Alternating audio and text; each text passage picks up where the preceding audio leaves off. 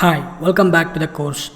In this video, we are going to see how we can map the JSON data to the Java objects. Let's begin. So first, let's go ahead and create the Java model class because we need to map the JSON data to the model class. So let's open the project, and inside the source main Java, I'm going to create a new package just like how we have created the controller package. And I'm going to call this model, and inside this I'm going to create a new model class which is employee, and inside this I'm going to create a private fields, private string name, private long age, private string location, private string email,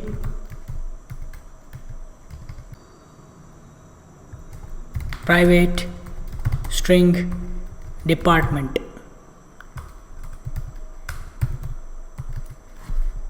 I'm not going to generate the setters and getters. Instead, we are going to use the Lombok annotations. If you remember, we have added the Lombok annotations inside our pom.xml, which will help us to reduce all the boilerplate code.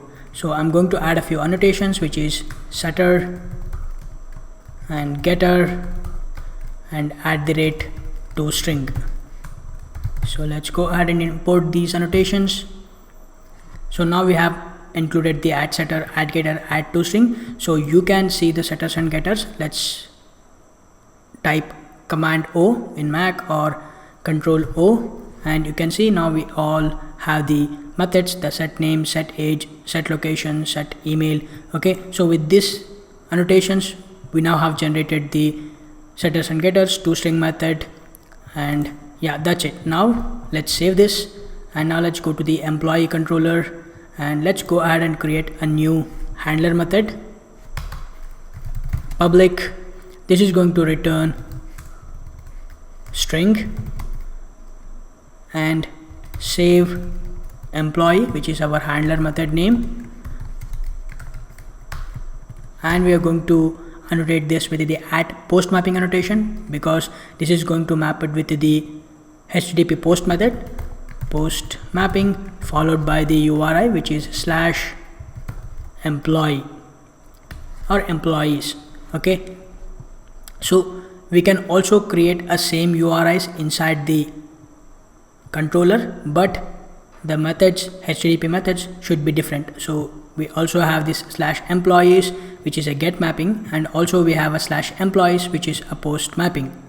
So when we make a post request for the employees, this handler method will be executed.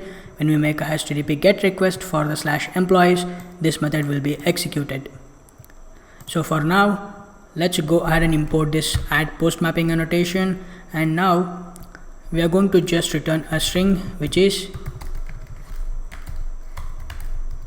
saving the employee details to the database. So now what we can do is the user or the client will send the employee's information inside the request body. If you recollect, we have discussed the HTTP post and put method will support the request body. So inside the request body, we are going to send the employee information or the employee details, and we are going to receive that information inside this handler method. So in order to receive that information, we are going to use annotation called @request_body, and we are going to use the model class, which is employee, and I'm going to call this employee. Let's import the employee. Just go ahead and print the employee. I'm going to concatenate the employee. Let's save this. So now we have created the handler method, which is mapped to the /employees, which is of the HTTP post method, and this will receive the employee details. Alright, so now let's go ahead and test our work. So I will go to the main class, and I'll just click on this run button,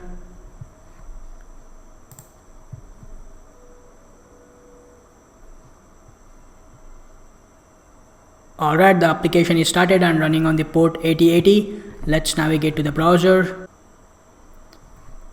Navigate to the URL, localhost. Okay, I'm sorry, this is actually the post request. We need to use the postman. Let's go to the postman and let's create a new request, add request, and this will be create employee, and the URL which will be post method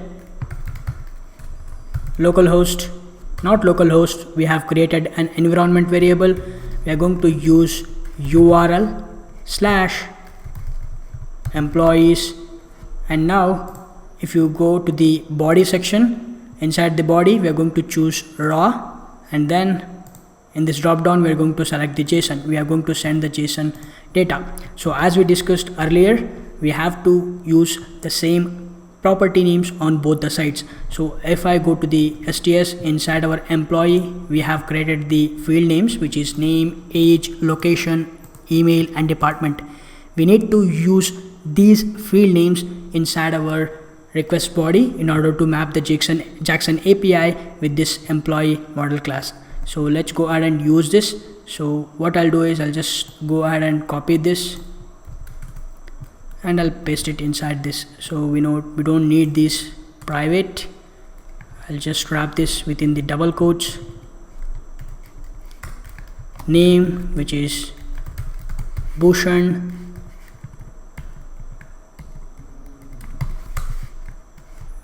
Let's wrap this age inside the double quotes, and the age, it will be in the number format, and I am 28, and then location, which is of type string, and I am from India, and then email address. Let's wrap this also inside the double quotes, and my email address is bhushan@gmail.com, and the department, I am an IT guy, so let me type IT, and now we are going to wrap this also inside the double quotes. Alright, so now we are passing this information inside the request body.